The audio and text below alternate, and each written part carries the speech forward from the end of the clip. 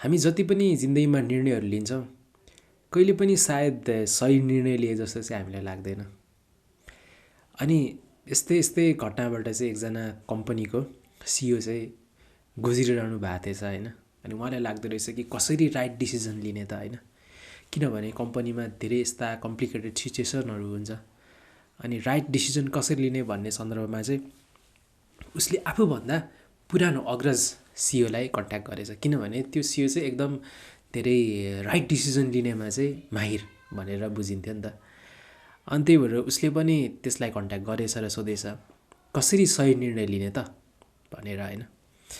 अनि त्यो सिइओले चाहिँ के भनेछ भने म सधैँ केराउको दाना बोक्थेँ होइन गोजीमा।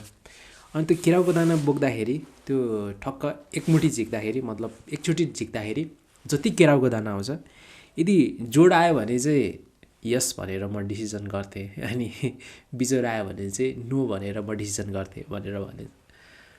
अनि यार यसरी केराउको दानाको भरमा डिसिजन गर्दाखेरि पनि कम्पनीले सफलता हासिल गर्छ त भनेर सोद्धाखेरि त्यो पुरानो सिइओको एउटा डायलग के थियो भने तिमीलाई सही र गलत निर्णयले पछि पार्ने होइन, पछि त तिमीले निर्णय नलिनाले चाहिँ तिमी पछि पर्छौ भनेर भनिदिएको थिएछ होइन।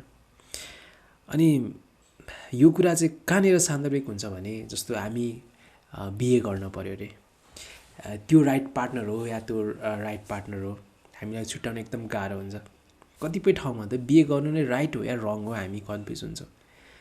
र यही क्वेसन चाहिँ सुक्रेटिस यानि कि सुक्रात भन्ने फिलोसफरलाई चाहिँ उसको चेलाले सोधेको के बिए गर्नु सही हो भनेर सोद्धाखेरि सुक्रातले के भनेको थियो भने बिए गर्नु या नगर्नुसँग सरोकार छैन होइन। किन भन्दाखेरि यदि तिमी राम्रो स्वास्नी राम्रो श्रीमती पायो भने यो जुनी नै तिम्रो स्वर्गको लाइफ जस्तो बित्छ, र यदि नराम्रो श्रीमती पायो भने म जस्तो दार्शनिक हुन्छ भनेर भन्नुभएको थियो अरे। किनभने उहाँको श्रीमती चाहिँ संसारको सबैभन्दा नराम्रो श्रीमती मध्ये पर्ने होइन। अनि त्यही कारणले म दार्शनिक भएँ, दार्शनिक हुने मार्ग खुल्यो भनेर भन्नुभएको थियो।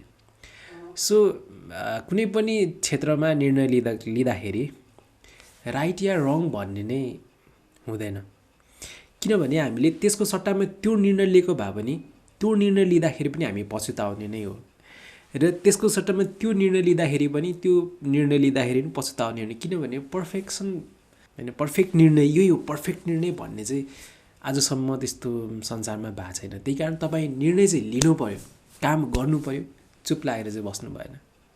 त्यही हो सन्देश चाहिँ। Thank you.